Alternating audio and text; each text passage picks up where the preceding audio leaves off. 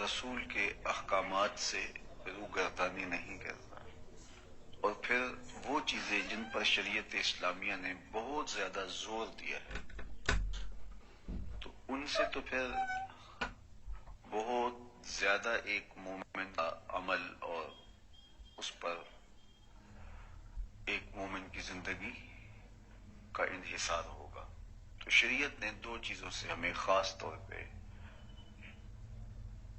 حکم نامے ارشاد کیے۔ ایک تو عقل حلال، ہمارے پیٹ میں حرام کا لقمہ نہ اترے، اور ہم اس بات کا انتہائی کوشش سے اہتمام کریں کہ ہماری اولادوں کو ہمارے زیر کفالت جو لوگ ہیں ان کو بھی حرام کا لقمہ نہ پہنچنے پائے۔ یہ والدین کی ذمہ داریوں میں شامل ہے کہ وہ اپنی اولاد کو رزق حلال ہی کھلائیں۔ جب آپ اپنی اولاد کو رزق حلال کی بجائے مشکوک یا حرام رزق کھلا دیتے ہیں تو پھر اس کا عملی نتیجہ یہ ہوتا ہے کہ وہ اولاد صالحیت کے نور سے محروم ہو جاتی ہے، اور اگر کسی شخص کی اولاد صالح نہ ہو، پاکیزہ وصف نہ ہو، نیک اور فرما بردار، موتی اور فطرتاً صالحیت کے ماحول میں پرورش پانے والی نہ ہو، تو ماں باپ کے لیے پھر کیا باقی بچتا ہے؟ تو اولاد کا صالح رہنا کس طرح ممکن ہے کہ وہ نیک ہو اور صالح ہو؟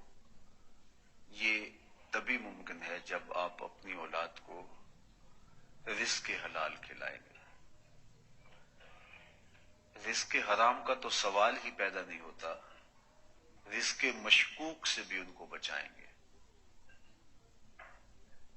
جب آپ اپنی اولاد کو پاکیزہ رزق دیتے ہیں تو پھر ان کی تربیت بھی ایک اچھے ماحول میں ہوگی، اور ان کی فطرت کے اندر عفت، پاک دامنی، وفا، محبت، اطاعت و فرما برداری، انقیاد اور یہ سارے اوصاف حمیدہ جو آپ دیکھنا چاہتے ہیں ان میں آپ دیکھ پائیں گے۔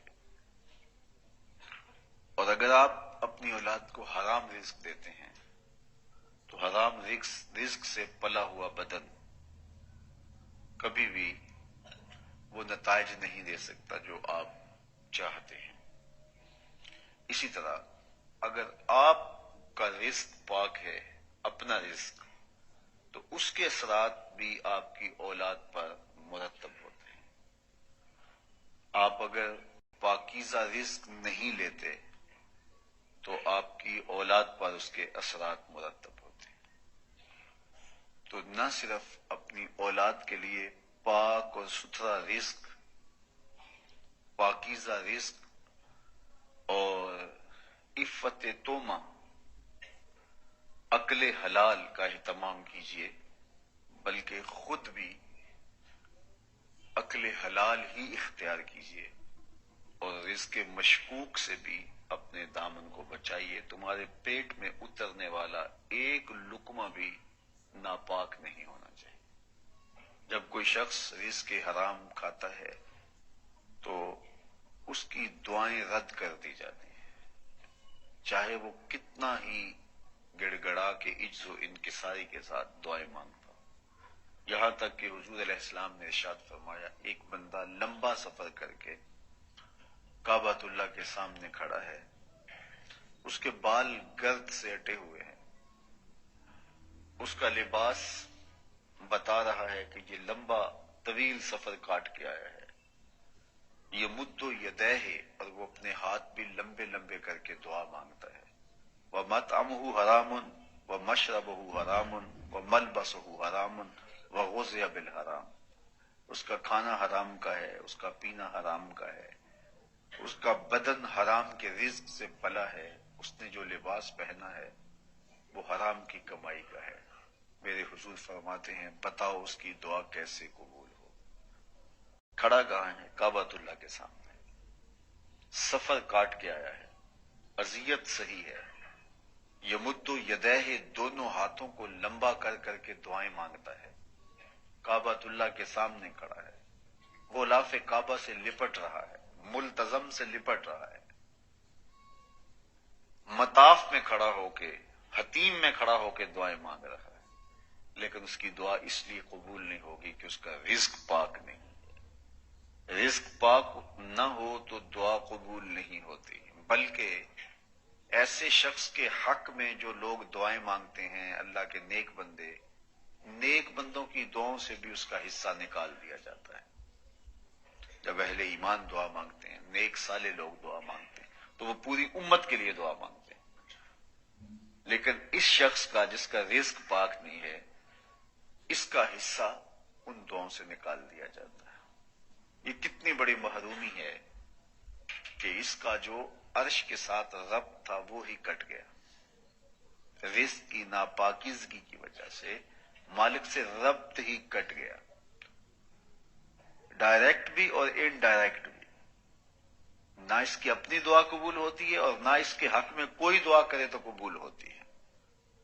قصور کیا ہوا کہ اس نے اپنے پیٹ میں حرام لقمہ اتارا ہے، اس کا پیٹ حرام سے پلا ہے، اس کا بدن حرام سے پرورش پایا ہے، اس کے بدن پہ لباس کے تار و پود حرام سے ہیں، لہذا اس کی دعائیں قبول نہیں ہوں گی اور یہ راندہ درگاہ الہی ہو گیا۔ تو رزق کی پاکیزگی کا اہتمام آپ کریں گے تو آپ اپنے رب کی قربت پائیں گے۔ میرے پاس دنیا کے مختلف ممالک سے لوگ آتے بھی ہیں اور میں بھی پوری دنیا پہ آنا جانا رکھا ہوا ہے، تو بہت سارے لوگوں کی آرزو ہوتی ہے کہ آپ سے روحانی انتساب قائم کیا جائے۔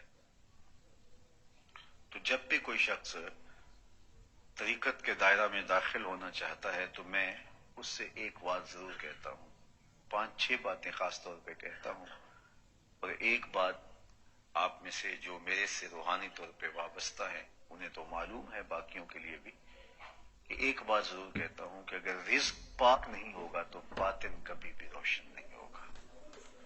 یہ بات ذہن میں رکھیے، باطن کی روشنی کے لیے شرط ہے کہ آپ کا رزق پاک ہو۔ رزق اگر پاک نہیں ہے تو باطن میں کبھی بھی نور نہیں اترے گا۔ آپ جتنے بھی چلے کاٹے ہیں، جتنی بھی عبادتیں کریں، جتنی بھی ریاستیں کریں، لمبے لمبے سجدے کریں، بار بار حج و عمرے کریں، اگر رزق پاک نہیں کرتے تو پھر باطن کبھی بھی روشن نہیں ہو سکتا، من میں کبھی بھی چراغاں نہیں ہو سکتا۔ باطن کو روشن کرنے کا سبب یہ ہے کہ آپ کا رزق پاک ہو، عفت و طعمہ، آپ کا لقمہ پاک ہو، عقل حلال اور کسب حلال آپ کا شعار زندگی ہو۔ اور ہمارے مشائخ نے، ہمارے بزرگوں نے اس کا اتنا اہتمام کیا کہ جہاں شک بھی پڑا تو اس کے بھی قریب نہیں گئے۔ حضرت ابو صالح جنگی دوست ایک بہت بڑے بزرگ گزرے ہیں، دجلہ کے کنارے وضو کر رہے تھے، بھوک کی شدت تھی، پانی کے بہاؤ پہ ایک سیب آتے ہوئے دیکھا، جب قریب آیا تو دل میں آرزو پیدا ہوئی، بھوک تو لگی تھی، اسے پکڑا، توڑا اور کھا گئے۔ جب سیب کھا چکے تو دل میں خیال آیا یہ تو میرا تھا ہی نہیں، یہ تو پانی میں بہتا ہوا جا رہا تھا، مالے لکتا تھا، میرا تو تھا ہی نہیں، تو میں نے کیوں کھا لیا؟ اب پریشانی بن گئی، پیٹ میں اتر چکا ہے۔ اب جدھر سے سیب آیا تھا بہتا ہوا، جس سمت سے، اس سمت سفر شروع کر دیا۔ ایک باغ دیکھا جس کی شاخیں جھکی ہوئی ہیں دریا کے اوپر، اور وہ شاخیں سیب سے بھری ہوئی ہیں، سمجھ گئے کہ یہاں سے گرا ہوگا۔ چونکہ یہ دجلہ جو ہے اس کے کنارے بہت زیادہ باغات واقع ہیں، اس کو ام البساتین بھی کہتے ہیں، باغوں کی ماں۔ وجلت الخیر ام البساتی، تو سمجھ گئے، گمان غالب یہ ہوا کہ یہاں سے سیب گرا ہوگا، تو باغ کے مالک کے پاس پہنچے اور کہا کہ غالب گمان کے مطابق آپ کے باغ سے گرا ہوا سیب پانی میں بہتا ہوا جا رہا تھا، میں نے اٹھایا اور کھا لیا، کیا مجھے معافی مل سکتی ہے؟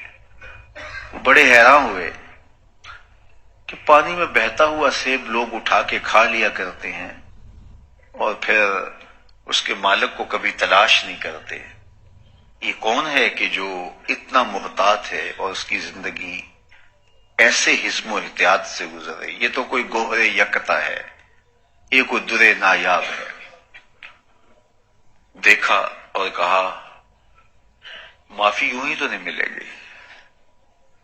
تو کہا کہ حضرت بتائیے کیسے ملے گی؟ فرمایا 12 سال تک میرے باغ کی گوڈی کرنی پڑے گی، اس باغ کو پانی دینا پڑے گا۔ کہا اس کے بعد معافی مل جائے گی؟ کہا ایک شرط اور ہوگی، اس کے بعد معافی ہوگی۔ کہا ٹھیک ہے، 12 سال باغ کی گوڈی کرتے رہے، خدمت میں لگے رہے۔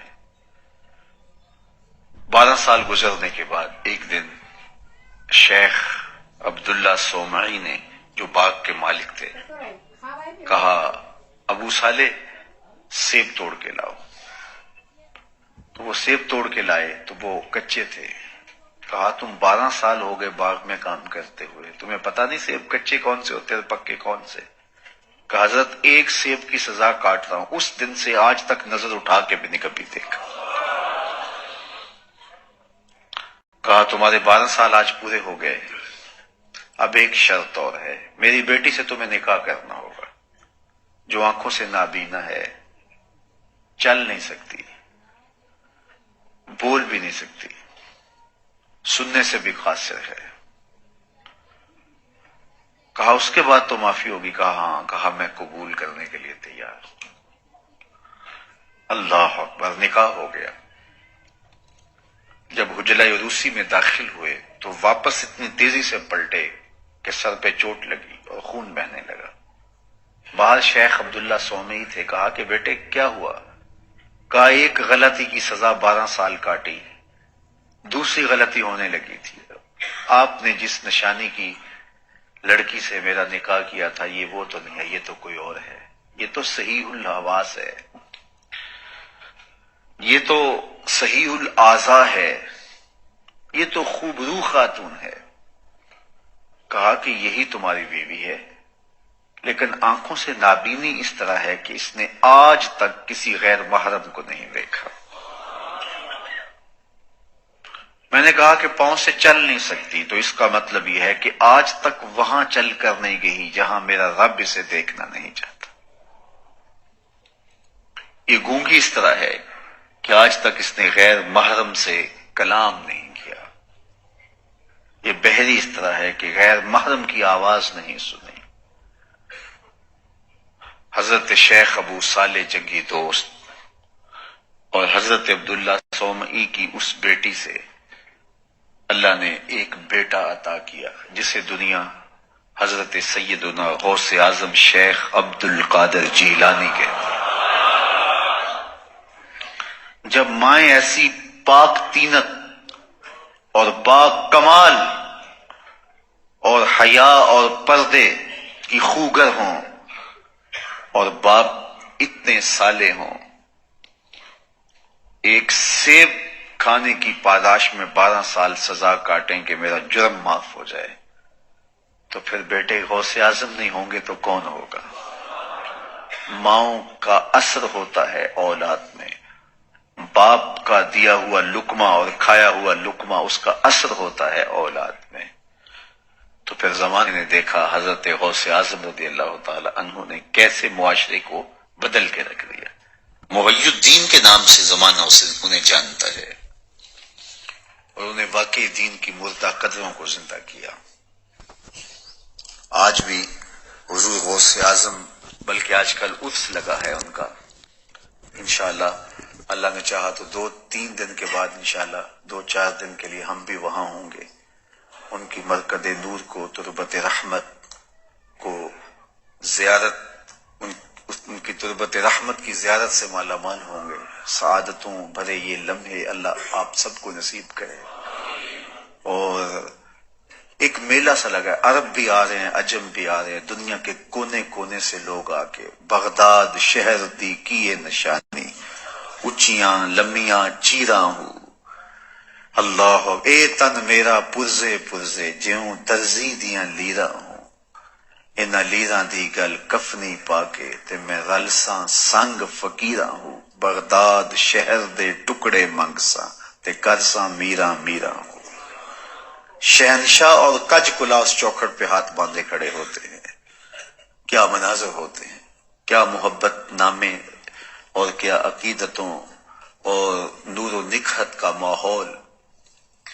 زندگی انہوں نے اللہ اس کے رسول کے نام پہ لگا دی. آج مرنے کے بعد بھی زندہ. فقیر نام تنا دا باہو قبر جنا دی چیرے ہو. دنیا پہ کتنے آئے چلے گئے، آج دنیا ان کا نام بھی نہیں جانتا.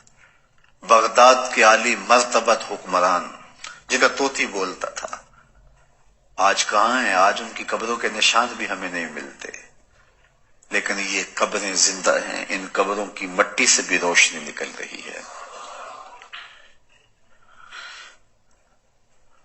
تو جب رزق پاک ہوگا تو پھر صالح اولاد نصیب ہوگی. تو رزق کو پاک کرنے کا اہتمام کیجیے. ہمارے بزرگ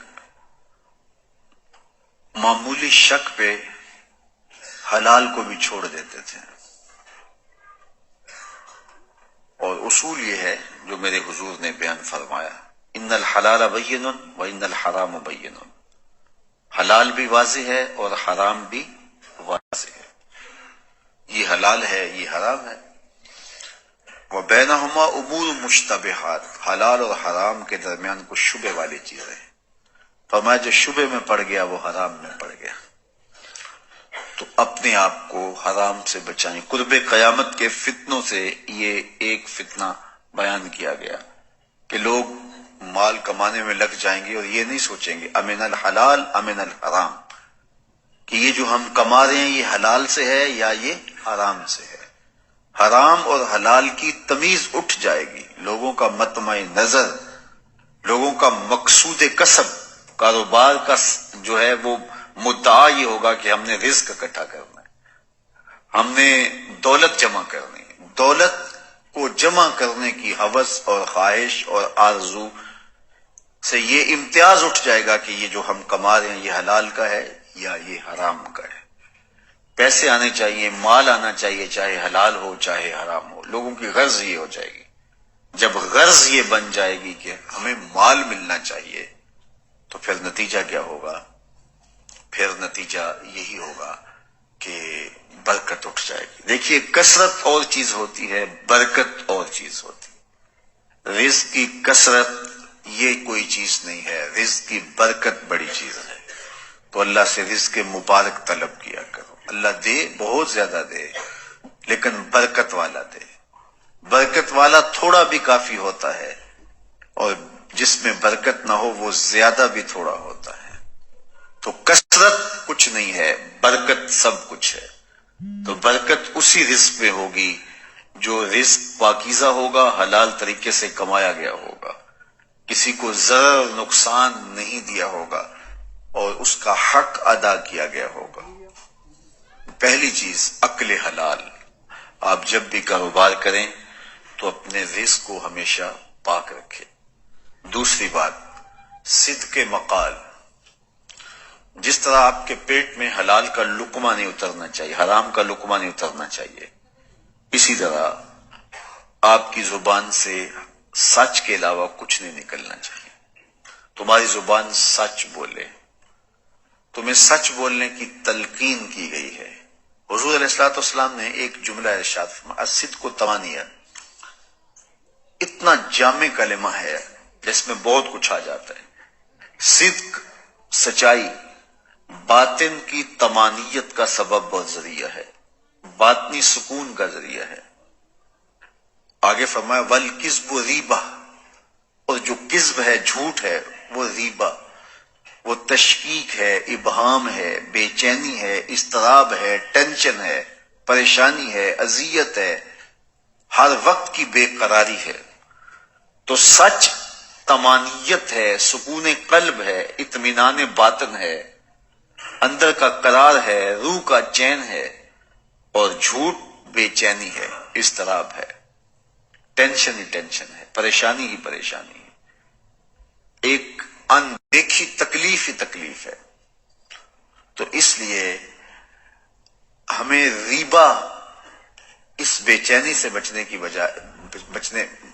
بچنے کی کوشش کرنی چاہیے، اور طمانیت کا نور جو زندگی کا حقیقی اجالا ہے اس کو حاصل کرنے کے لیے ہمیں اپنی زبان کو ہمیشہ سچ سے ہی آشنا کرنا ہوگا۔ ہمارا رویہ اتنا خوبصورت ہو کہ لوگوں کو یقین ہو کہ یہ بندہ سچ کے علاوہ نہیں بولتا۔ حضور علیہ الصلوۃ والسلام سے پوچھا گیا کہ مومن بزدل ہو سکتا ہے؟ فرمایا نہیں، مومن بہادر ہوتا ہے، لیکن ہو سکتا ہے اس سے کبھی بزدلی بھی صادر ہو جائے۔ پھر پوچھا گیا کہ مومن بخیل ہو سکتا ہے؟ کہا نہیں، مومن سخی ہوتا ہے، لیکن ہو سکتا ہے کبھی اس سے بخل بھی صادر ہو جائے۔ تیسرا سوال کیا گیا، کیا مومن جھوٹا ہو سکتا ہے؟ فرمایا جھوٹا نہیں ہو سکتا، یہ پکی بات ہے، مومن جھوٹا نہیں ہو سکتا۔ ایک حدیث پاک میں آتا ہے جب کوئی شخص جھوٹ بولتا ہے تو اس کے منہ سے بدبو نکلتی ہے، جس کو عام لوگ تو نہیں سونگھ سکتے، لیکن اللہ کے رحمت کے فرشتے سونگھتے ہیں، اور وہ 1 میل دور ہٹ جاتے ہیں۔ اگر وہ دوبارہ جھوٹ بولتا ہے تو پھر اس کے منہ سے بدبو نکلتی ہے، 1 میل اور پیچھے ہٹ جاتا ہے۔ اور ہم اگر جھوٹ بولتے رہیں تو رحمت کے فرشتے ہم سے پیچھے ہٹتے رہتے ہیں۔ پھر اندازہ کرو کہ فرشتے کہاں تک جا چکے ہیں اگر ہماری زندگی جھوٹ سے بھری ہوئی ہے۔ تو جب ہماری اطراف میں رحمت کے فرشتے نہیں ہوں گے تو ہم ہر وقت بے چین رہیں گے جھوٹ کی وجہ سے، اور جب ہم رحمت کے فرشتوں کے جرمٹ میں رہیں گے تو ہم قرار، سکون اور طمانیت میں رہیں گے۔ میں اور آپ ہر وقت کہتے ہیں کہ ہماری پریشانی کا سبب یہ ہے، وہ سبب ہوں گے جو ہم سمجھتے ہیں، لیکن ہماری پریشانیوں کا بہت بڑا سبب ہمارا جھوٹ بولنا ہے، قرار قلب کا نصیب نہ ہونا، طمانیت باطن کا نہ ملنا، ہر وقت ٹینشن ہی رہنا، پریشانیاں ہی رہنا، اذیتوں میں مبتلا رہنا، بے چین رہنا، بے قرار رہنا، دکھوں میں مبتلا رہنا، حالات کی تلخیاں سنگینیاں کبھی دور ہی نہ ہوں۔ اس کا سبب یہ ہے کہ ہماری زندگی میں جھوٹ ہے، اور اگر ہماری زندگی میں سچ ہے تو ہمیں قرار باطن کیوں نصیب نہیں ہوگا؟ یہ میرے حضور نے کہا ہے، صدق و طمانیت، صدق طمانیت قلب کا سبب ہے، قرار جاں کا سبب ہے، باطن کے اجالے ہیں، اندر کی روشنیاں، یہ تمہیں قرار دے گا۔ تو اس لیے ہمیں اپنی زندگی میں ہمیشہ سچ ہی بولنا چاہیے۔ آئیے اس کہانی کو بھی اسی انداز میں دیکھتے ہیں، اپنے اسلاف اور اپنے بزرگوں کی زندگیوں کو ٹٹولتے ہیں۔ حضرت غوث اعظم شیخ عبد القادر جیلانی علیہ رحمہ و رضوان، آپ سفر پہ جاتے ہیں تو ڈاکو پڑتے ہیں، سب کی تلاشی ہوتی ہے، آپ چونکہ کم عمر تھے تو سرسری سی تلاشی لے کے آگے آپ کو بھیجنے لگتا ہے ڈاکو، تو ساتھ ہی پوچھتا تمہارے پاس کچھ نہیں؟ کہا نہیں، میرے پاس 40 درہم ہے۔ تو وہ رک گیا، کہاں ہے؟ کہاں یہ آستین میں سیے ہوئے۔ تلاشی لی تو واقعی 40 درہم تھے، اپنے سردار کے پاس لے کے جاتا۔ یہ بڑا عجیب سا بچہ ہے، لوگ ڈاکوؤں سے مال چھپاتے ہیں اور اس نے مجھے بتایا ہے۔ تو وہ بھی حیرت زدہ ہو کے پوچھتا ہے یہ کیا کہانی ہے؟ لوگ تو ڈاکوؤں سے مال چھپاتے ہیں اور تمہاری تلاشی ہو گئی تھی، تمہیں آگے بھیجتے اس نے بس پوچھ لیا تمہارے پاس بھی کچھ ہے؟ تو تم نے بتا دیا 40 درہم میں، تم خاموش رہتے یا کہتے نہیں میرے پاس کچھ نہیں ہے؟ کہا میری ماں نے رخصت ہوتے ہوئے میری آستین میں یہ 40 درہم سیے تھے اور ساتھ وصیت کی تھی، بیٹا زندگی میں کبھی جھوٹ نہیں بولنا۔ میں ماں کے عہد پہ کھڑا ہوں، ماں نے مجھ سے عہد لیا تھا، اس عہد پہ کھڑا ہوں۔ اللہ اکبر! اب وہ ڈاکوؤں کا سردار سجدے میں سر رکھ دیتا ہے، مالک یہ بچہ ہو کہ تیرے عہد تیری اپنی ماں کے عہد پہ کھڑا ہے اور میں تیرے عہد پہ کھڑا نہیں ہو رہا۔ حضرت غوث اعظم کے ہاتھ پہ سب سے پہلے توبہ کرنے والے یہ ڈاکو لوگ تھے۔ جب آپ سچ بولتے ہیں تو اللہ اس سچ کی برکت سے نور دلوں میں پیدا کرتا ہے۔ مجھے یہ بتائیے، حضرت غوث اعظم رضی اللہ تعالیٰ عنہ نے سچ بولا، اور سچ کیا بولا کہ میری آستین کے اندر چند درہم ہے۔ اس کی برکت یہ ہوئی کہ مدتوں سے لوگوں کا مال لوٹنے والے راہزن، ڈاکو، چور، لٹیرے، ان کے سینے میں ایمان کا چراغاں ہو گیا، توبہ کا نور آ گیا۔ یار وہ سچ بولیں تو دوسروں کے سینوں کے اندر چراغ علم روشن ہوتا ہے، نور رحمت آتا ہے، ایمان کا، ہدایت کا نور پیدا ہو جاتا ہے۔ تو جو سچ بول رہا ہے اس کے اپنے سینے میں کتنا نور پیدا ہوتا ہے۔ یہ تو ان کی برکت سے دوسروں کے سینے میں نور پیدا ہوا، ان کے سچ کی برکت سے ایسا نور پھیلا کہ جو اطراف میں کھڑے تھے وہ بھی محروم نہ رہے۔ تو جو خود سچ بولنے والا ہے اس کے اپنے اندر کتنا چراغاں ہوا ہوگا۔ تو جب آپ سچ بولتے ہیں تو آپ کی بات دلوں میں اترتی ہے، آپ کی بات روحوں میں اثر کرتی ہے۔ آپ جانتے ہیں میرے اور آپ کے آقا مولا لوگوں کو تبلیغ بعد میں کرنا شروع کی، صادق اور امین حضور کو پہلے لوگ کہتے تھے۔ جب لوگوں نے صادق اور امین کہہ دیا تو پھر آپ نے لوگوں سے بات کی، اور پھر جب کوہ صفا پہ چڑھ کے کہا اگر میں کہوں کہ پہاڑ کی دوسری جانب سے ایک لشکر آ رہا ہے جو تمہیں کچل دے گا تو مان لو گے؟ تو انہوں نے کیا کہا تھا؟ نظر نہ بھی آیا تو کہیں گے ہم اندھے ہیں تم سچے ہو۔ اتنا یقین ہے، اتنا یقین ہے۔ اللہ اکبر۔ تو صاحب اپنی زندگی میں سچ شامل کیجئے، اپنے شب و روز کے اندر سچ شامل کیجئے۔ تم بولو تو کسی کو گمان بھی نہ ہو کہ یہ جھوٹ بول رہا ہے، لوگوں کو یقین اور اذعان ہو کہ یہ سچ کے علاوہ نہیں بولتا، اور پھر دیکھنا کہ تمہیں اس کی برکتیں کتنی نصیب ہوتی ہیں اور ان کو اس کی برکتیں کتنی نصیب ہوتی ہیں۔ اور ایک بات اور کروں گا، جب لوگوں کا تمہارے اوپر اعتبار قائم ہو جائے اور لوگ یہ سمجھیں کہ یہ بندہ سچ کے علاوہ نہیں بولتا، تو پھر کتنی زیادتی ہوتی ہے کہ تم جھوٹ بولو۔ جب لوگوں کو یہ یقین ہو جائے کہ یہ بندہ بولتا ہی سچ ہے، یہ جھوٹ نہیں بولتا، تو لوگوں کو جب مختلف ذرائع سے یا کسی وجہ سے یہ یقین پیدا ہو جاتا ہے اور تم جھوٹ بولو، لوگ اس کو سچ سمجھ رہے ہوں، تو یہ کتنا برا عمل ہوتا ہے کہ تم لوگوں کے اعتماد کو ٹھیس پہنچا رہے ہو، تم لوگوں کا بھرم توڑ رہے ہو، تم لوگوں کے بھروسے سے کھیل رہے ہو۔ جب لوگوں کا تمہارے بارے یہ ذہن بن گیا کہ یہ مولوی صاحب، یہ پیر صاحب، یہ ممبر و محراب کے مسند نشین، یہ مسند تدریس پہ بیٹھنے والے، یہ اس